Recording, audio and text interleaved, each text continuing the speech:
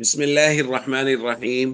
عن أبي هريرة رضي الله تعالى عنه قال قال رسول الله صلى الله تعالى عليه وسلم ولا يخطب الرجل على خطبة أخيه حتى ينكح أو يترك.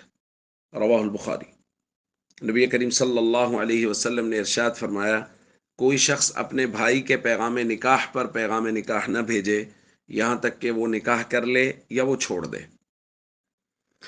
دوستو، شریعت مطہرہ نے ہمیں بہت ہی خوبصورت ضابطے اور اصول دیے ہیں، اور ان ضابطوں اور اصولوں میں سب سے بنیادی بات یہ ہے کہ کسی کی دل آزاری نہیں ہونی چاہیے، کسی کو تکلیف نہیں پہنچنی چاہیے۔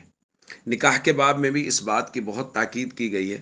اگر کسی جگہ پہ کسی آدمی کی طرف سے کسی لڑکی کے لیے نکاح کا پیغام جا چکا ہے تو اب دوسرے کسی کے لیے جائز نہیں ہے کہ اس جگہ پہ پیغام نکاح بھیجے جب تک ان کی آپس میں بات چل رہی ہے۔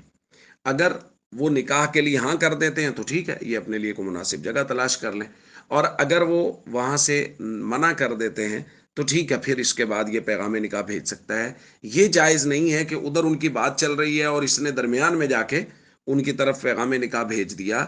یہ اس لیے جائز نہیں ہے کہ اس میں دل آزاری کا پہلو ہے، کہ جنہوں نے پہلے پیغام نکاح بھیجا ہوا ہے ان کو جب پتہ چلے گا کہ فلاں آدمی نے ہماری چلتی ہوئی بات کے درمیان میں اپنا پیغام بھیج دیا ہے، تو یہ بات ان کو بری لگے گی، ان کی دل آزاری ہوگی، اور شریعت نے بہت شدت سے کسی کو تکلیف دینے اور کسی کی دل آزاری سے منع کیا ہے۔